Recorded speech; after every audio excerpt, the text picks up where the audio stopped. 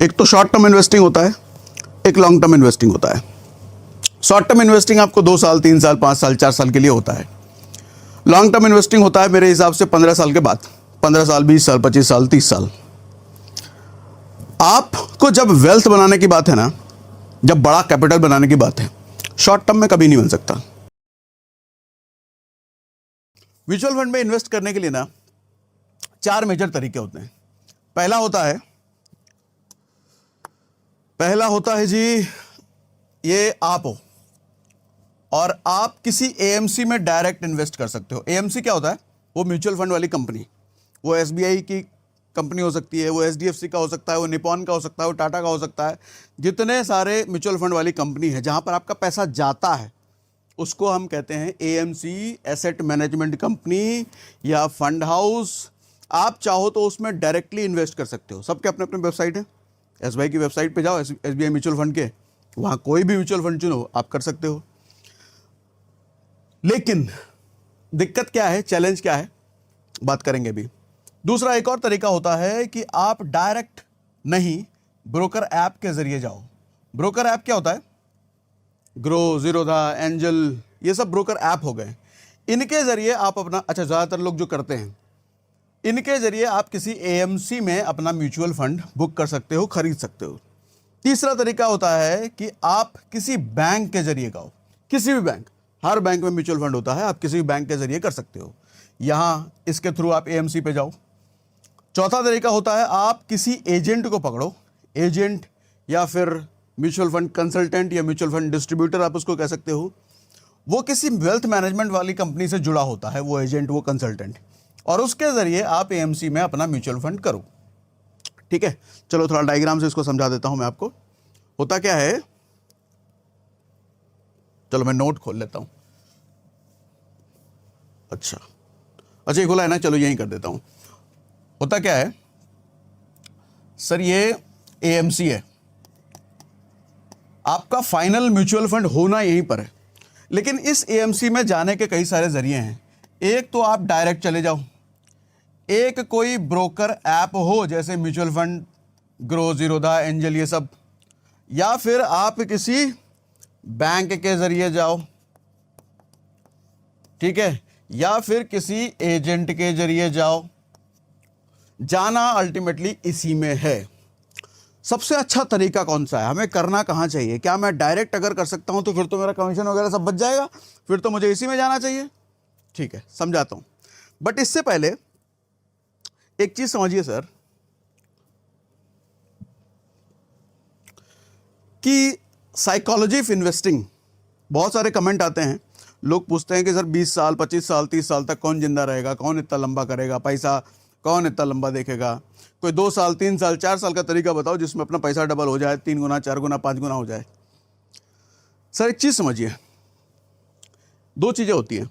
एक तो short term investing होता है, एक लॉन्ग टर्म इन्वेस्टिंग होता है। शॉर्ट टर्म इन्वेस्टिंग आपको 2 साल 3 साल 5 साल 4 साल के लिए होता है। लॉन्ग टर्म इन्वेस्टिंग होता है मेरे हिसाब से 15 साल के बाद, 15 साल 20 साल 25 साल 30 साल। आपको जब वेल्थ बनाने की बात है ना, जब बड़ा कैपिटल बनाने की बात है, शॉर्ट टर्म में कभी नहीं बन सकता। 3 साल 4 साल 5 साल में आपका पैसा डबल हो सकता है, लेकिन डबल भी आपका अगर 5 लाख का इन्वेस्टमेंट है 10 लाख हो जाएगा, 10 लाख का इन्वेस्टमेंट है 20 लाख हो सकता है, 20 का इन्वेस्टमेंट है 40 हो सकता है। लेकिन आपका 5 लाख का इन्वेस्टमेंट 5 करोड़ या 10 करोड़ या 20 करोड़ नहीं हो सकता कुछ भी करके शॉर्ट टाइम में। इसके लिए समय देना पड़ेगा, इसके लिए कंपाउंडिंग का इस्तेमाल होगा, और कंपाउंडिंग समय मांगता है, एक बड़ा हॉरिजन मांगता है, कम से कम 20 साल 25 साल 30 साल। देखिए, इन्वेस्टिंग का पर्पस अपने रोज के खर्चे पूरे करना कभी नहीं होता है। इन्वेस्टिंग का पर्पस होता है लॉन्ग टर्म में, जब कल को हो सकता है पैसे की दिक्कत आए या पैसे की बड़ी ज़रूरत आए किसी पर्पस को पूरा करने के लिए, उस वक्त वो बड़ा वेल्थ आपके काम आए। इसलिए मैं आपको सजेस्ट करूंगा, इन्वेस्टिंग की आदत बना लो, अपनी लाइफस्टाइल में इसको ऐड कर लो। जब भी थोड़ा बहुत पैसा बचे उसको इन्वेस्ट करने की आदत डाल लो। अभी रिसेंटली मैंने एक ऑडियो शो भी इसी रिलेटेड सुना, जो आपको भी सुनना चाहिए, जिसका नाम है बिकम अ स्मार्ट इन्वेस्टर, और ये ऑडियो शो आपको मिलेगा कुकू एफएम पर।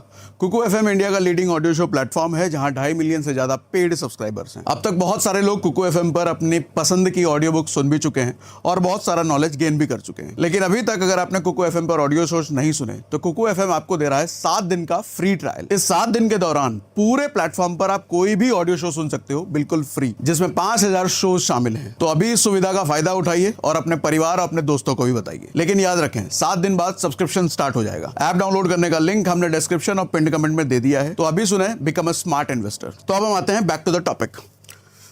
तो हम बात कर रहे थे ये 4 तरीकों का। अब जरा ध्यान से डिफरेंस समझिए सर क्या क्या होता है, क्योंकि म्यूचुअल फंड कुछ महीनों या कुछ सालों के लिए नहीं, बड़े ज्यादा सालों के लिए कर रहे हो तो डिफरेंस समझना जरूरी है। कहां से करें सर? अगर आप डायरेक्ट एएमसी में करते हो, कहां गया ये, हाँ, अगर आप डायरेक्ट एएमसी में करते हो म्यूचुअल फंड वाली कंपनी, तो आपको किसी तरह का कंसल्टेशन नहीं मिलता।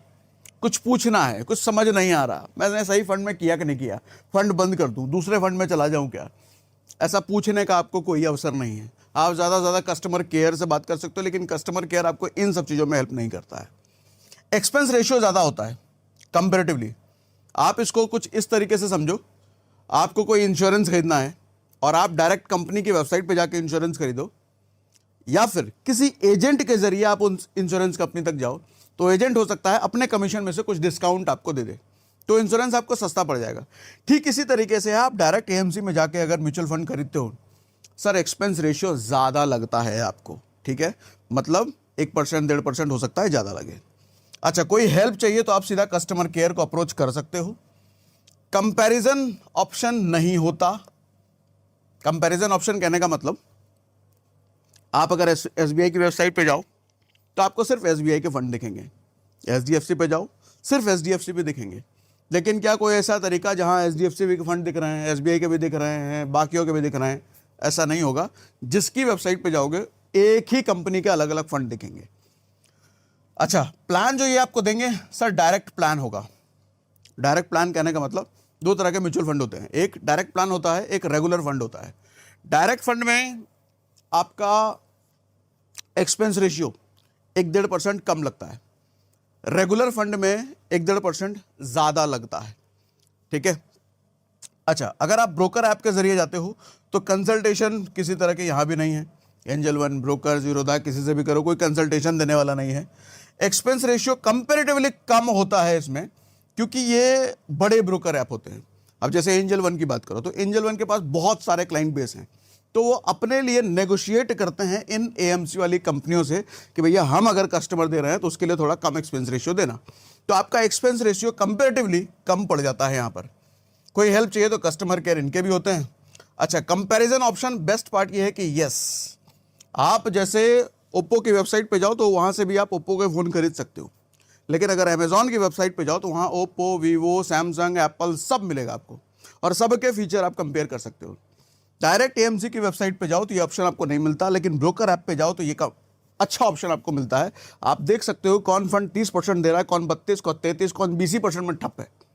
तो बेस्ट फंड आप वहां से चुन सकते हो ब्रोकर ऐप से, ठीक है।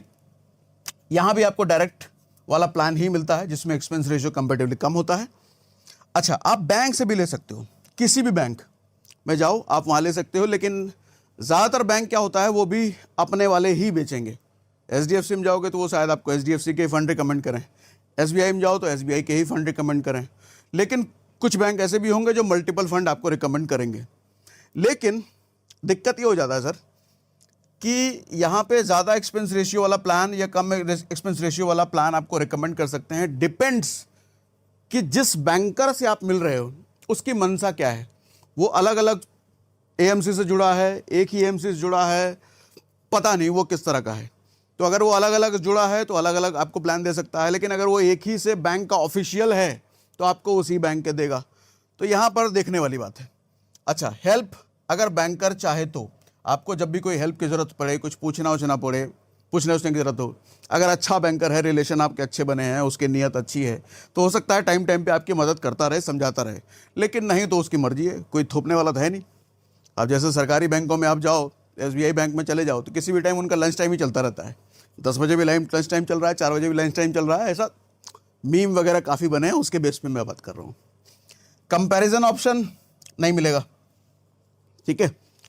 प्लान ये रेगुलर भी दे सकते हैं, आपको डायरेक्ट भी दे सकते हैं।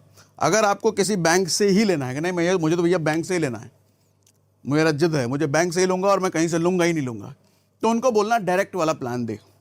रेगुलर वाले प्लान में क्या फ़र्क होता है सर, डायरेक्ट और प्लान में, डायरेक्ट और रेगुलर में?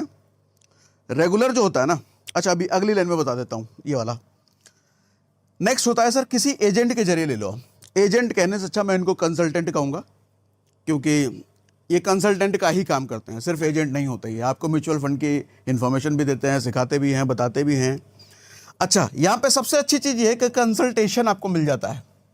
आप पूछ सकते हो इनसे समय समय पर अपनी क्वेरीज अपने, लेकिन ये भी डिपेंड करता है कि वो एजेंट या कंसल्टेंट है कैसा। अगर उसका मूड ख़राब है, वो आपसे नाराज़ है, बीवी से मार खा के आया है, तो उसकी मर्जी है, वो मना कर दे, वो नहीं बताएगा, आप कुछ नहीं कर सकते उसका। तो अच्छा कंसल्टेंट अगर आपके संपर्क में है तो ये भी एक अच्छा ऑप्शन है, लेकिन ध्यान रखना इसके लिए 1 से 2% एक्सपेंस रेशियो आपका बढ़ जाता है, क्योंकि ये एजेंट या कंसल्टेंट आपको रेगुलर प्लान ही बेचेंगे। क्योंकि होता क्या है, ये जिस वेल्थ मैनेजमेंट वाली कंपनी से जुड़े होते हैं वो रेगुलर प्लान बेचते हैं एजेंट के जरिए। अच्छा, अब एजेंट या कंसल्टेंट जो भी कहो, सर ये अलग से मेहनत कर रहा है तो इसको नहीं चाहिए क्या पैसा? इसको भी तो कमीशन चाहिए, इसको कमीशन कौन देगा? हमारे वाले पैसे से तो जाएगा। तो इसीलिए हमारा एक्सपेंस रेशियो इसमें बढ़ता है, ताकि वो पैसा थोड़ा इनको भी मिल सके। बदले में इनका काम है कंसल्टेशन देना, हेल्प करना, बताना। अगर ये चाहें तो, नहीं चाहें तो नहीं भी बता सकते हैं, इनका कुछ आप कर नहीं सकते। ठीक है। अच्छा, हेल्प, कोई दिक्कत हो, कोई हेल्प चाहिए तो कंसल्टेंट आपकी हेल्प कर सकता है। फंड से पैसा निकालना है, फंड काम नहीं कर रहा, कुछ दिक्कत आ गई या किसी तरह का, अगर कंसल्टेंट चाहे तो वही आपकी हेल्प कर सकता है। आपको कस्टमर केयर में जाने की जरूरत नहीं पड़ती। कंपैरिजन ऑप्शन, अगर कंसल्टेंट चाहे तो वो आपको दिखा सकता है, कंपेयर कर सकता है। अगर उसके मदद करने की नियति है तो वो करा सकता है, लेकिन नहीं है तो नहीं भी हो सकता है। प्लान आपको यहाँ सिर्फ रेगुलर मिलेगा, क्योंकि डायरेक्ट देंगे तो इनका नुकसान है। डायरेक्ट प्लान आपको ये नहीं देंगे, क्योंकि डायरेक्ट प्लान देंगे तो इनका कमीशन कट जाएगा भैया। इनका कमीशन सिर्फ रेगुलर में ही है। ठीक है, तो ये मेजर डिफरेंस है आपको कहाँ से लेना चाहिए। अब आप अपना अपना कंफर्ट लेवल देख लो कि कहाँ से आपको लेना चाहिए। कुछ सवाल अगर मन में आ रहा है तो कमेंट बॉक्स में लिख दीजिए। जैसे आज मैं सवालों का पिटारा लेके आया हूँ, आगे भी किसी दिन सवालों का पिटारा लाएंगे तो आपके वाले सवाल पिक कर लेंगे उसमें। ठीक है, आगे क्या हो गया? हाँ, अगला क्या है? हाँ, अगला है भैया ये। अच्छा, आप पूछोगे कौन सा ब्रोकर ऐप सही रहेगा? मुझे ब्रोकर ऐप से करना है, क्योंकि मेरे को सस्ता पड़ रहा है। एक ब्रोकर ऐप में मुझे सारे म्यूचुअल फंड कंपेयर करने को मिल जा रहे हैं और सब कुछ मेरे मोबाइल फ़ोन पर है। मैं कभी भी बटन दबा के निकाल सकता हूं, बटन दबा के कोई भी सिप शुरू कर सकता हूं, कोई भी फंड चुन सकता हूं। सब कुछ मेरे मोबाइल फ़ोन पर है, तो मेरा तो ब्रोकर ऐप के जरिए जाना ही मुझे अच्छा लग रहा है। अगर ऐसा है तो मैं 10 ब्रोकर ऐप का यहाँ पर नाम लिया है।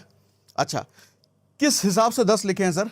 सबसे एक नंबर पे मैंने यहाँ पे ग्रो लिखा है। एक नंबर पे इसलिए लिखा है क्योंकि एक्टिव क्लाइंट्स इनके बहुत ज़्यादा हैं। कितना है? 91,85,000 इनके एक्टिव क्लाइंट्स हैं। दूसरे नंबर पे ज़ीरोधा, 72 लाख कुछ इनके एक्टिव क्लाइंट्स हैं। तीसरे नंबर पे एंजल वन, 59 लाख कुछ एक्टिव क्लाइंट्स हैं। एक्टिव क्लाइंट्स मतलब एक तो होता है कि ऐप डाउनलोड कर रखा है, 1000 लोगों ने ऐप डाउनलोड कर रखा है, लेकिन कहीं पैसा उसे कुछ नहीं लगा है। लेकिन उसमें से 200 ऐसे लोग हैं जिन्होंने म्यूचुअल फंड या कोई डीमैट अकाउंट या कोई शेयर खरीद रखा है, तो उसको बोलते हैं एक्टिव। तो एक्टिव क्लाइंट इतने हैं। अच्छा, इसी को मैं ग्राफ वाइज अगर दिखाऊं तो ग्रो में इतने, ज़ीरोधा में इतने, एंजल वन में इतने, बाकी अपस्टॉक में इतने, और बाकी सब तो छोटे मोटे लेवल पर ही। तो मेजरली अगर देखा जाए तो इंडिया के 3 बड़े ब्रोकर ग्रो, ज़ीरोधा और एंजल वन है। आपकी मर्जी, आपको जहां श्रद्धा है वहां आप कर सकते हो। एंजल वन से अगर करना हो तो एंजल वन का डिस्क्रिप्शन में हमने लिंक दे दिया है। ठीक है,